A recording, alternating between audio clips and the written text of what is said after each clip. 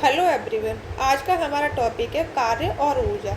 जो UP DElEd, जिसको BTC के नाम से भी बहुत से लोग जानते हैं, यूपी डीएलएड का जो सेकंड सेमेस्टर है उसके अंदर पेपर थर्ड होता है, जो हमारा साइंस का पेपर होता है, उसके अंदर ये टॉपिक पूछा जाता है, कार्य और ऊर्जा। इस टॉपिक से बहुत ज़्यादा क्वेश्चंस हर एग्जाम में पूछे गए हैं। मैंने कई ईयर्स के प्रीवियस ईयर के एग्जाम चेक किए थे, आपके 2021, 22, 23, 20 सबके किए थे। सब में इस टॉपिक से बहुत ज़्यादा क्वेश्चन पूछे गए हैं। लॉन्ग के रूप में पूछ लेते हैं, कभी शॉर्ट में पूछ लेते हैं, कभी ऑब्जेक्टिव पूछ लेते हैं। अभी जो हमारा जो पेपर थर्ड है उसकी आज हमारी क्लास 1 है। इस जो पेपर है हमारा थर्ड साइंस का, इसकी मैं सारी क्लासेस को कराऊंगी। आज हम लोग पहली क्लास करेंगे, उसके बाद जितनी भी क्लासेस है उनको हम 1 बाई 1 कंप्लीट करेंगे। और इस टॉपिक से क्या है ना, जो ऊर्जा संरक्षण का नियम है वो सबसे ज़्यादा पूछा जाता है लॉन्ग क्वेश्चन के रूप में, जो 2 नंबर का होता है लॉन्ग क्वेश्चन। तो आपको इस टॉपिक को बहुत अच्छे से समझना है और किसी को भी इस टॉपिक को ज़्यादा रटने की जरूरत नहीं है। मैं इतने अच्छे से समझाऊंगी कि आप समझ के अपने आप खुद से लिख सकते हो। जैसे कार्य को हम आम भाषा में काम भी कहते हैं। जैसे कि आप सभी लोग बोलते हैं आज हमने ये काम किया, आज हमने वो काम किया, लेकिन काम हम कब कर पाते हैं? जब हमारी बॉडी में ऊर्जा होती तभी हम लोग कार्य कर पाते हैं। तो कार्य करने के लिए क्या होता है, ऊर्जा की आवश्यकता होती है। ऊर्जा बहुत ज़रूरी है। कार्य और ऊर्जा एक दूसरे से रिलेटिव हैं, दोनों चीज़ अलग अलग नहीं है, दोनों एक दूसरे से संबंधित है। कार्य तभी होगा जब ऊर्जा होगी, और जब हम ऊर्जा होगी तभी हम लोग कार्य कर पाएंगे। और साइंस की भाषा में कार्य क्या होता है आज हम लोग उसको समझेंगे। आम भाषा में तो हम कोई भी काम करते हैं हम उसको बोलते हैं आज हमने ये काम किया, चाहे वो काम किया। अगर हम किसी जगह पे खड़े हैं कोई बोझा लेके, तो हम उसको भी बोलते हैं कि आज मैंने उसको उठाया। लेकिन साइंस की भाषा में कार्य क्या होता है हम उसको समझेंगे। तो साइंस की भाषा में क्या होता है, एक चलती हुई वस्तु, कोई वस्तु मतलब गति कर रही है, गति करते करते वो अचानक से विराम अवस्था में रुक जाती है, तो हम इसको कार्य मानते हैं, क्योंकि उस पर कोई ना कोई बल लगा है, इसलिए तब वो वस्तु रुकी है। तो किसी ने कोई बल लगाया है, बल कैसे लगे, जब हमारे अंदर ऊर्जा होगी तभी हम लोग बल लगा पाएंगे। तो मतलब जब वस्तु रुक जाती है, विराम अवस्था में आती है, हम इसको कार्य मानते हैं। और एक वस्तु विराम अवस्था में, एकदम रुकी हुई अवस्था में अचानक से वो चलना स्टार्ट कर देती है। विराम का मतलब होता है एक जगह रुका रहना, विराम होना, रुक जाना किसी चीज़ का। अगर कोई वस्तु विराम अवस्था में और वो चलना स्टार्ट कर देती है, तो कोई वस्तु रुकी हुई है तो उस पर किसी न कोई ना कोई बल लगाया हो तभी उसने चलना स्टार्ट किया होगा। और बल हम तभी लगा सकते हैं जब हमारे अंदर ऊर्जा होगी। तीसरा पॉइंट है हमारा गतिमान वस्तु का वेग परिवर्तन हो जाना। कोई गतिमान वस्तु है, वो मतलब एक अलग स्पीड से चल रही है। जैसे कोई एक वस्तु है और वो 25 की स्पीड से जा रही है, अचानक से उस पर एक बल लगा और वो 30 की स्पीड से जाने लगती है। तो ये जो बल लगा तो उस पर एक कार्य हुआ, मतलब उसका वेग परिवर्तन हो गया। वेग परिवर्तन कब हुआ, जब हमने उसके ऊपर कार्य किया। तो कोई एक गतिमान वस्तु का वेग परिवर्तन हो जाए तो उसको भी हम कार्य कहते हैं। और एक वस्तु का आकार परिवर्तन हो जाए, कोई भी वस्तु आकार में अगर छोटी हो जाती है, बड़ी हो जाती है। जैसे देखा है आपने बलून देखा होगा, बलून को जब हम लोग हवा भरते हैं या उसमें कोई चीज़ डालते हैं तो वो बड़ी हो जाता है, बड़ा हो जाता है, फूल जाता है, और कभी वो पिचक जाता है। तो उसका आकार परिवर्तन होता रहता है, तो उसमें भी कार्य होता है। क्या होता है, जब बलून में हवा भरते हैं तो एक कार्य करते हैं हवा भरते समय, और जब हवा निकल जाती है तो भी उसका कार्य होता है। तो बलून का आकार परिवर्तन होता रहता है। कार्य करने की दशाएं क्या क्या होती हैं? कार्य, जब वस्तु पर बल लगना चाहिए और वस्तु विस्थापित होनी चाहिए। 2 दशाएं होती हैं, 2 कंडीशंस होती हैं, तब हम मानते हैं हम साइंस की भाषा में कि हमने कार्य किया है। तो क्या होता है, कोई वस्तु अगर यहाँ पे रखी हुई है और इस पे हमने कोई बल लगाया, और बल लगा के ये वस्तु इस जगह से इस पॉइंट पर पहुँच जाती है, यहाँ पर विस्थापित हो जाती है। विस्थापित का मतलब होता है एक स्थान से दूसरी जगह पर किसी वस्तु का पहुँच जाना, ट्रांसफ़र हो जाना किसी वस्तु का। तो जब ये वस्तु यहाँ पे थी, हमने इस पर एक फोर्स लगाया, बल लगाया, और इसके द्वारा ये वस्तु यहाँ से यहाँ पर पहुँच गई, तो ये क्या हो गया, विस्थापन हो गया इस वस्तु का। तो कार्य करने के लिए 2 कंडीशंस होती हैं, वो कौन सी होती है, एक तो बल लगना चाहिए और वस्तु विस्थापित होनी चाहिए। अगर कोई वस्तु है, जैसे कि हाँ ये वस्तु है बहुत हैवी है और हम इस पर बल लगा रहे हैं, लेकिन ये विस्थापित नहीं हो रही है, तो हम इसको कार्य नहीं मानेंगे। जैसे मैंने बोला ना कि कोई बोझा लेके हम एक जगह पे खड़े हुए हैं, तो आप तो बोलोगे हमने कार्य किया, लेकिन वो कार्य नहीं है, क्योंकि वो आप विस्थापित ही नहीं हुए। कार्य, एक बोझा लेके आप अपने सर पे एक ही जगह पे खड़े हो, अगर बोझा लेके आप एक स्थान से दूसरे स्थान पर चले जाते हो तब उसको कार्य माना जाएगा। अगला पॉइंट है एक नियत बल द्वारा, मतलब कोई एक विशेष बल लगाया जाता है। एक बल के द्वारा कितना कार्य किया जा सकता है, मतलब कोई हम एक बल लगाने के बाद हम कितना कार्य कर सकते हैं। तो इसका क्या है, एक गतिमान वस्तु पर किया गया कार्य, कोई वस्तु गति कर रही है उस पर कितना कार्य किया जा रहा है, वस्तु पर लगे बल तथा वस्तु द्वारा बल की दिशा में किए गए विस्थापन। मतलब जो विस्थापन होता है ना, वो भी उसी तरफ होना चाहिए जिस तरफ हमने बल लगाया है। जैसे कि हमने इस वस्तु पे इस यहाँ से हमने बल लगाया तो इसी दिशा में विस्थापन होना चाहिए। ऐसे नहीं कि हम इस यहाँ पे बल लगा रहे हैं, वस्तु इधर विस्थापित हो रही है, तो वस्तु द्वारा बल की दिशा में किए गए विस्थापन, जिस तरफ हमने बल लगाया उसी दिशा में विस्थापन हो रहा है, के गुणनफल के बराबर होती है। मतलब क्या होता है, एक नियत बल के द्वारा कितना कार्य किया जाता है। अगर ये चीज़ हमें निकालनी है कि मोहन ने एक वस्तु पर इतना बल लगाया है ना, तो उसने कितना कार्य किया, वो आपको कार्य निकालना है, तो आप कैसे निकालोगे। तो कार्य कैसे निकलेगा, तो इसका एक फॉर्मूला होता है। कार्य का मतलब होता है कार्य बराबर बल इंटू विस्थापन। तो उसने कितना बल लगाया, आपको पहले वो चेक करना है, फिर उस वस्तु ने कितना विस्थापन किया, उसकी आपको लंबाई को नापना है कि उसने कितना, मतलब कितना विस्थापन किया, कितनी दूरी तक वो वस्तु पहुंची है, तो उस विस्थापन को चेक करना है। तो उसका ये फॉर्मूला होता है कार्य निकालने का, बल इंटू विस्थापन। बल को हम लोग W से शो कर, कार्य को हम लोग W से शो करते हैं, बल को हम F से करते हैं, F में फोर्स, फोर्स में बल, और विस्थापन को D से शो करते हैं।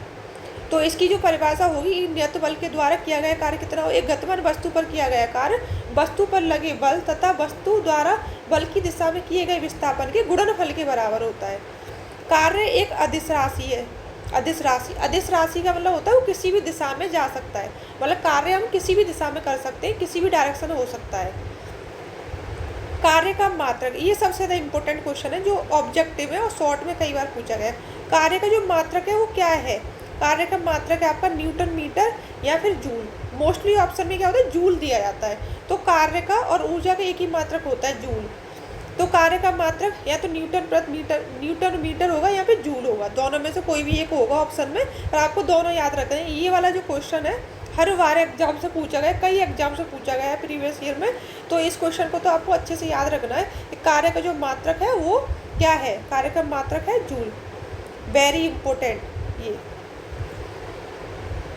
अगला हमारा पॉइंट है वो है ऊर्जा। ऊर्जा क्या होती है, कार्य करने की जो क्षमता होती है उसे ही हम ऊर्जा कहते हैं। जैसे कि मैं आपको पहले ही बता चुकी हूँ, किसी भी कार्य को हम जब कर सकते हैं जब हमारे अंदर ऊर्जा होगी।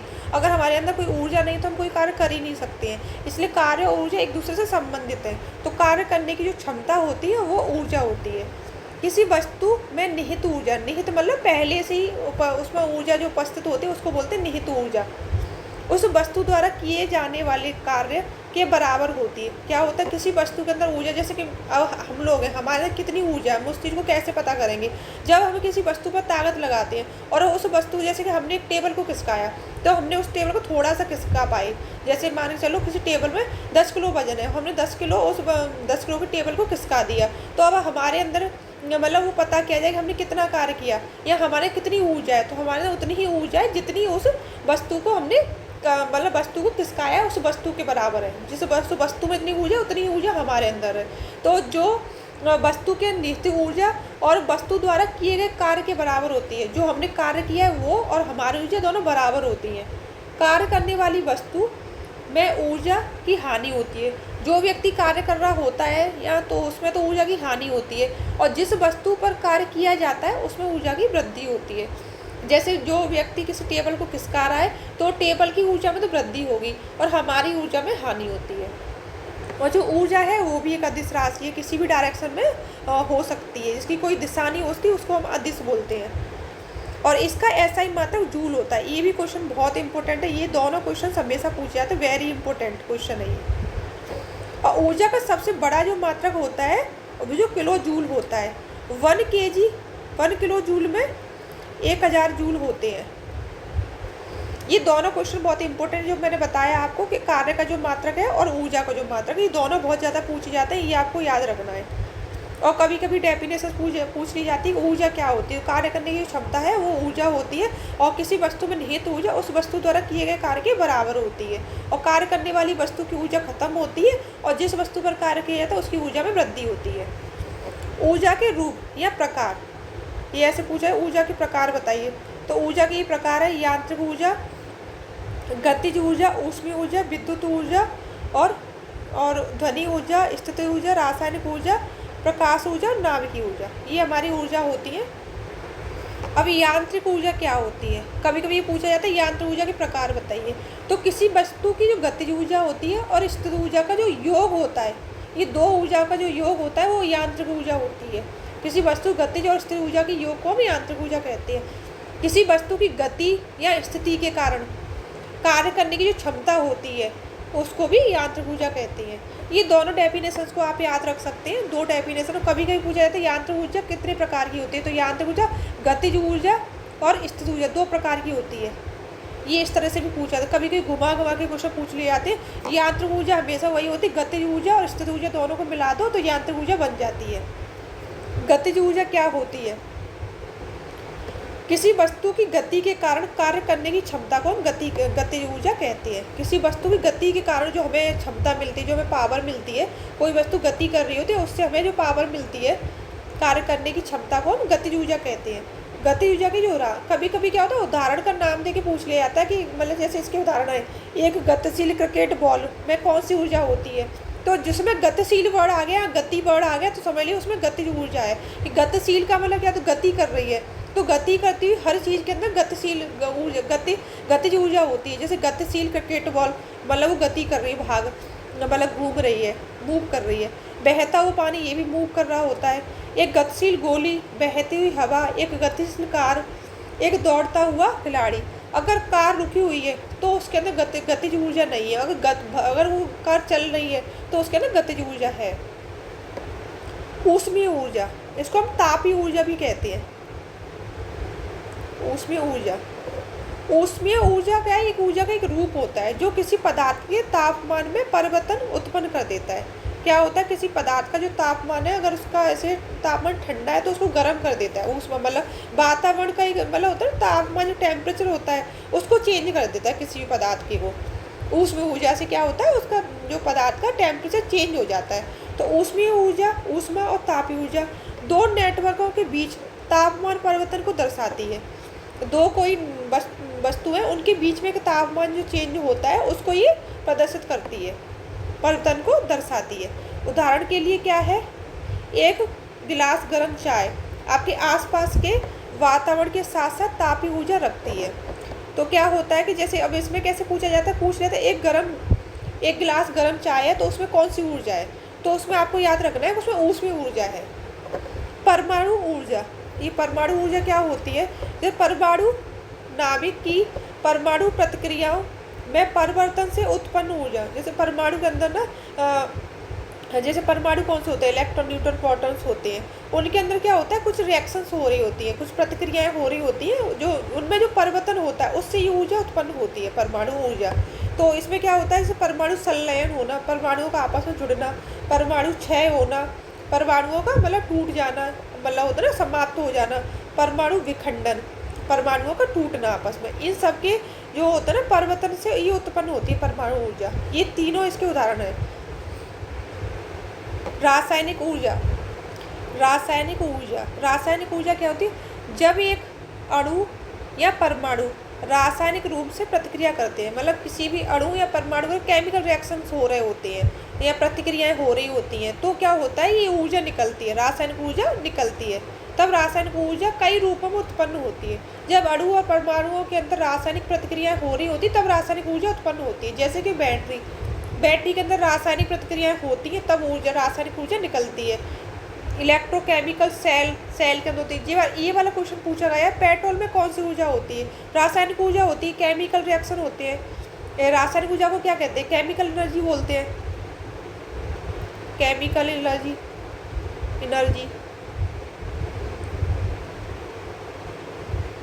ये केमिकल एनर्जी होती है। जब भी अणु और परमाणुओं में केमिकल रिएक्शंस होते हैं तभी ये रासायनिक ऊर्जा निकलती है।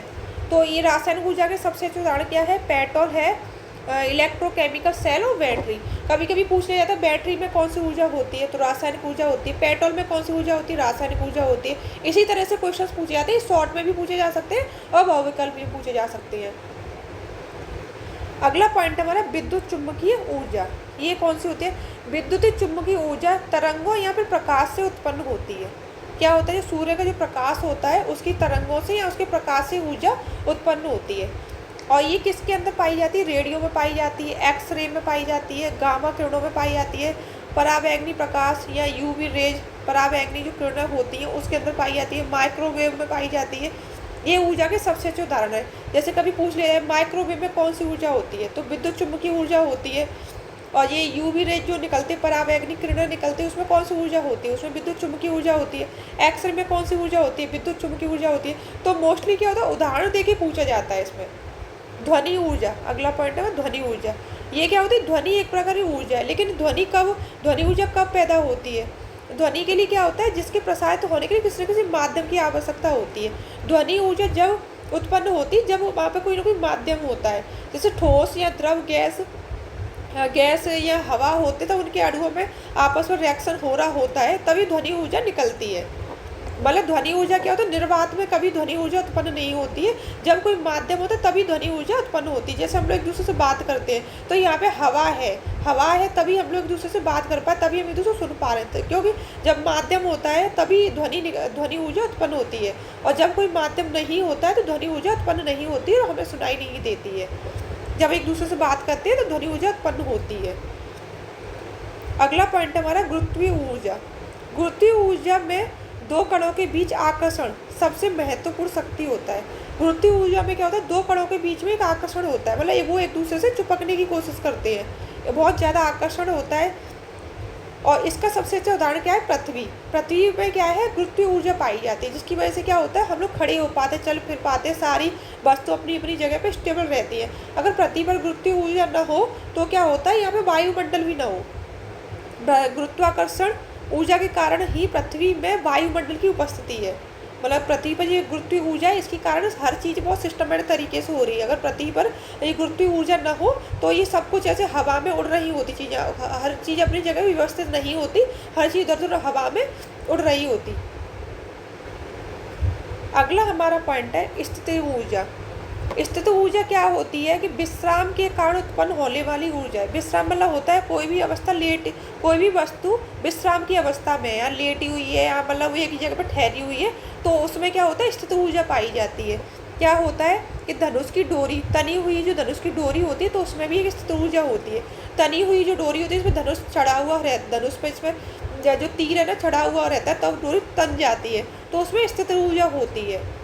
ऊर्जा संरक्षण का नियम, ये सबसे ज़्यादा लॉन्ग में पूछा गया है। लॉन्ग में ये क्वेश्चन कई बार पूछा गया है, और इस क्वेश्चन में क्या है, 75 वर्ड्स आपको लिखने होते हैं,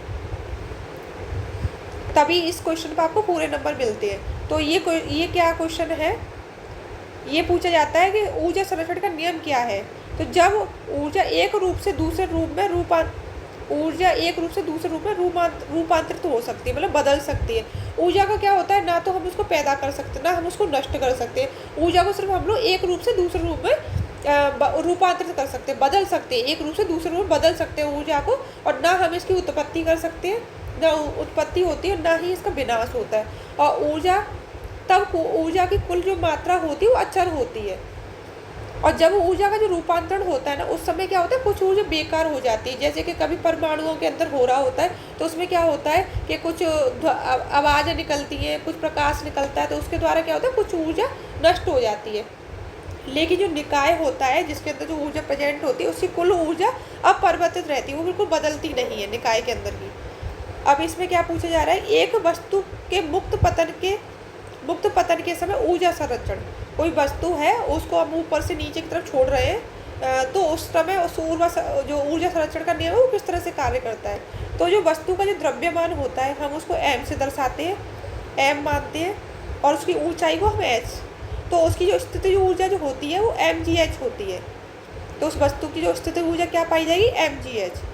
जैसी वस्तु हम नीचे गिरती है तो ऊंचाई तो घटती है ऑटोमेटिक। जब कोई वस्तु यहाँ पे है, अब इसको ऐसे नीचे गिरा देंगे तो उसकी जो ऊंचाई है ना वो h तो कम होती है, h कम होती है, और स्थितिज ऊर्जा भी घटती है,